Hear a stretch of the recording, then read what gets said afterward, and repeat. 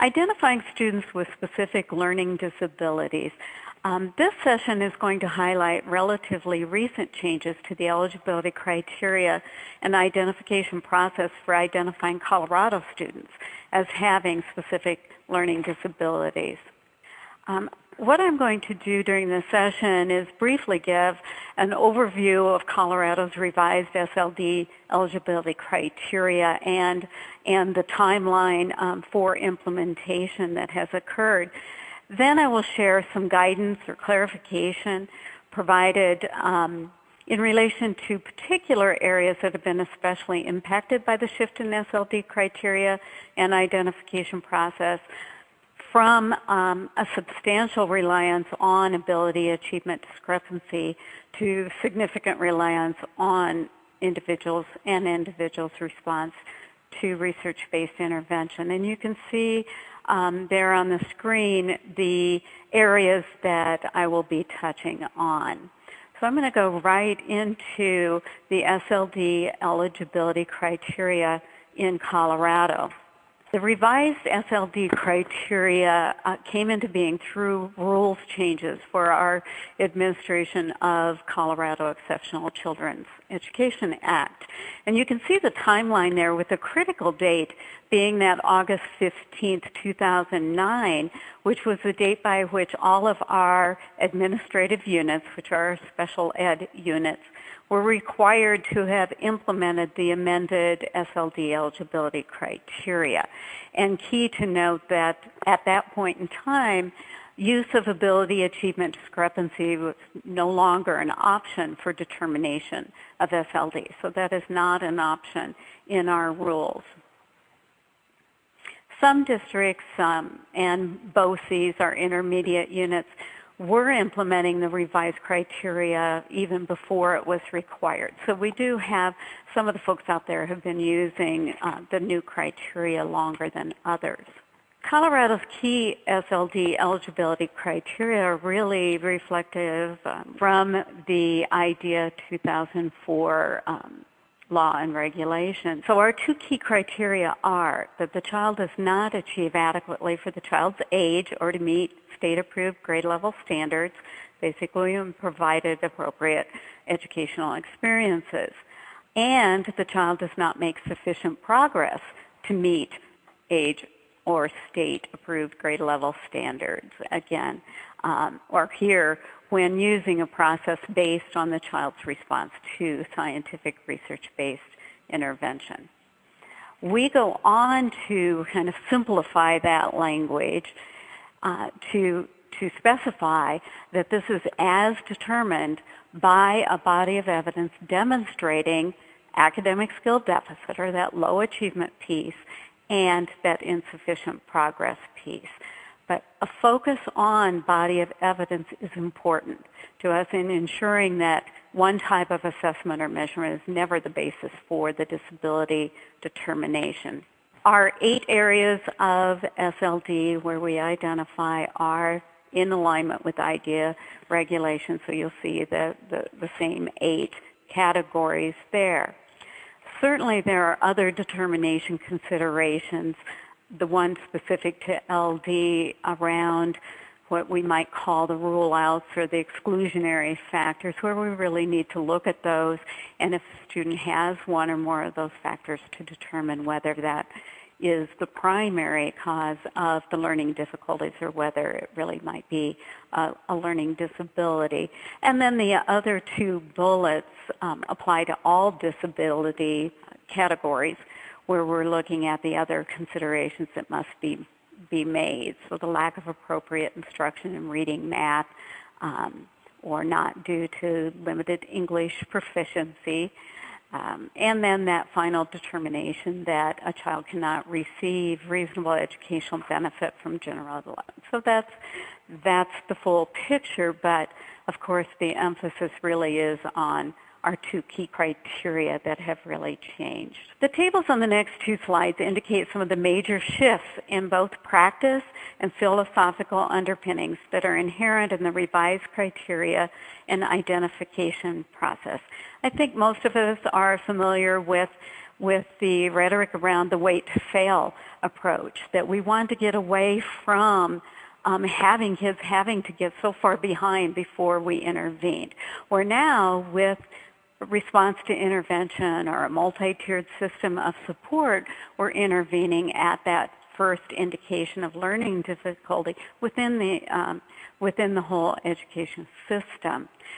A shift from a within-child focus of problem to a focus on more alterable variables, I think is huge. When we really focused on things that we thought were unalterable, I think it led to a focus on accommodations and modifications, but not as much of a focus on instruction and intervention that might actually improve a child's achievement in the academic areas. So that is a key focus. The comprehensive evaluation that we used to have under the old criteria really was often the same battery of tests for all referred, regardless of the areas of concern or specific disability areas we might suspect. Now looking at the full and individual evaluation, where we really are focusing those assessments to areas of suspected disability.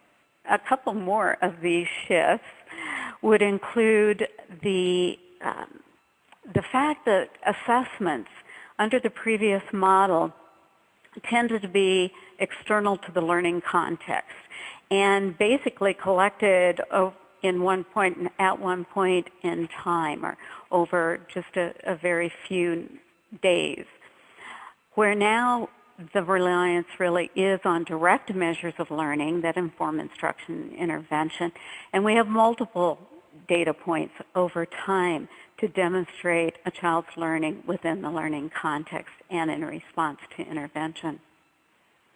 The LD construct of unexpected underachievement, I think, has been there since the beginning, but for a very long time, it has been demonstrated through a discrepancy between ability or IQ and achievement. Now we are looking at the construct of unexpected underachievement really being low achievement and insufficient progress in response to instruction that works for virtually all students, even those who struggle. And then it's those kids who still struggle who may be our students with learning disabilities. We have, I've given you a slide here with some of the guidance documents that we have online, and the website there is given here and at the end of the presentation. But our guidelines for identifying students with SLD from 2008 is really quite comprehensive. And then we have some of these, what we call topic briefs, that are addressing specific areas of question and concern. So you'll see the ones that are currently posted. We have more that we will be adding. Understanding the relationship between an RTI process and referral for evaluation is critical. A key question in this area is, how long should interventions as part of the RTI process be provided? That is a difficult question to answer. We do know that we should not be making arbitrary timelines, that we wait 2 12-week cycles before we can refer, or that kind of thing. We really need to look at these factors, including the age of the student, the skill involved, the severity of deficits, students' response to the intervention provided. Dr. George Batch with the University of Southern Florida and the co-director of the Florida Problem Solving Project, I believe has really given us some nice reasons for not having arbitrary time limits on interventions, or waiting so long before you modify or waiting so long before you refer. And I'm just going to highlight these quickly, but you have them there if you want to come back and look at them. We might be putting out that message that you wait that long and then refer to special ed, regardless of what else is going on. he compares this to an arbitrary timeline to the old 15-point discrepancy between ability and achievement. We really need to look at the difficulty, complexity, density of the task and the student's response. A fixed time period is what he calls a one-size-fits-all and really ignores student needs and diversity. Might be easier to implement, but it's ignoring those important elements. Student response, ultimately, should guide decisions about intervention modification, and there is that important piece of documenting fidelity. Otherwise, it's difficult to base the student response on what has been happening if it hasn't been implemented with fidelity. So that's important. We have had the cautionary statement concerning delaying referral for special ed beyond the point where you should be suspecting a disability in our guidelines since 2008. And I think the critical piece is that RTI problem solving, provision of interventions don't replace the right of a child with a disability to be identified.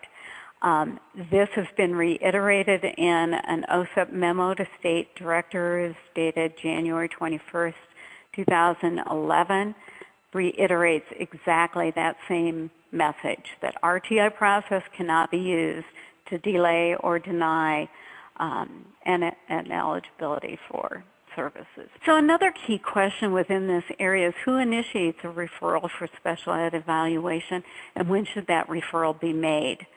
We identify 3 common referral scenarios, and probably this first one is the one that should be the ideal situation, that we're referring a student out of a problem-solving team because of the data we have on the student, and we've recognized the student has difficulties in providing intervention, and we may be looking at then evidence that a child continues to have that significant skill deficit even after specialized instruction and support. The next 2 slides highlight some guiding questions that an RTI problem-solving team might consider when determining the appropriateness of a referral for special ed evaluation. So you can see here that it addresses such things as whether a child's achievement differs significantly with that from that of other students, whether universal instruction was effective with most students, were the interventions implemented research-based, were they carried out with fidelity for an adequate length of time, which is a little difficult to determine too, but some attention to that, and were adjustments made when sufficient response was not obtained. More guiding questions, was there any other diagnostic or prescriptive kind of assessment administered in order to inform what intervention should be taking place? And if so, what were the results of those assessments? Is there a gap that remains even after targeted intensive intervention? Is there a gap with grade level peers? Is there evidence that this child, because of the intensity of the RTI interventions been provided, that this child is going to need ongoing supports and services that really can't be maintained in general ed alone? Scenario 2 is where we have a referral of a student by a parent. And we need to remember that a parent does have a right to request an evaluation at any time. The local education agency or administrative unit may agree with the parent, yes, I see why we might suspect a disability, even if we haven't been providing RTI or intervention. We develop that evaluation plan, get consent, complete it within 60 days of receiving consent. That 60-day timeline must be adhered to unless extended by mutual agreement. But there's also the allowance within the law that the local education agency may disagree that an evaluation is warranted and send out the PWN addressing why it's determined not, parent can challenge. So that's the second scenario there. The third, and it may overlap with certainly the parent one, but where we have referral of a student not currently being provided targeted intensive intervention. And the administrative unit, in our case, or local education agency, proposes and or agrees to proceed. So here we have where we should be providing the intervention in the area of concern, progress monitoring. We can either consider this to be happening simultaneously with the evaluation process or as part of the evaluation process, but the criteria doesn't change. So we still need that evidence of insufficient progress if we're looking at an SLD identification. Parents are members of both teams if there's two teams kind of functioning at the same time, and certainly there may be overlap in that membership.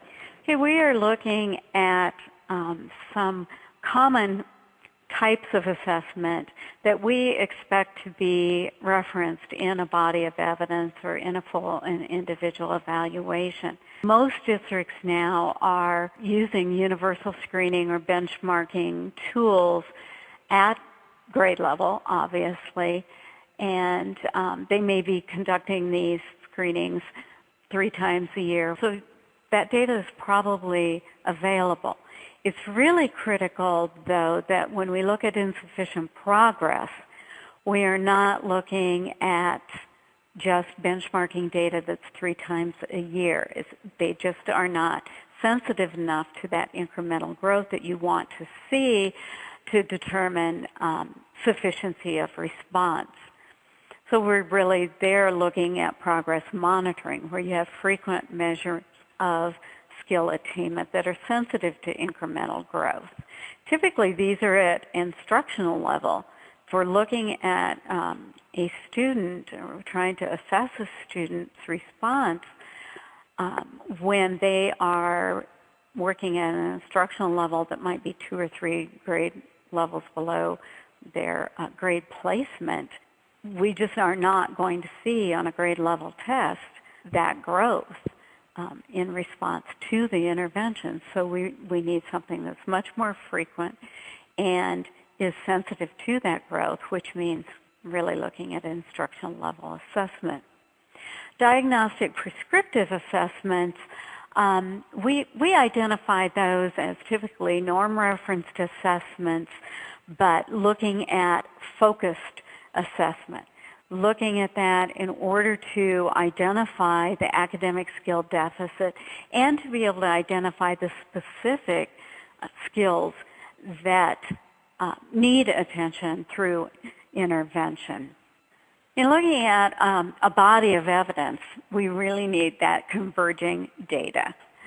It can be data that's gathered throughout the problem-solving process. It can include data that doesn't come into being until during the evaluation process. Specifically, the Colorado rules require that body of evidence that demonstrates academic skill deficit and insufficient progress. An evaluation plan development would be the same as for all students, regardless of suspected disability, where we look at whatever existing evaluation data is available at the time, looking at classroom assessment, progress monitoring, and so on. But on the basis of that review and input from the child's parent, identifying what additional data, if any, are needed. And I think this is a major change for us in looking at this at initial, that we may not do additional data. I think in the past that was typically something that might have been determined for reevaluation, but not for initial. But with all the data that is being collected through an RTI problem-solving process, it may indeed be true that you don't need to go out and gather additional data or do additional assessment. We do know that an evaluation needs to include a variety of assessment tools and strategies. We cannot use any single measure as the sole criterion for determining a disability. We're suggesting here a variety of assessment tools and strategies that might be included.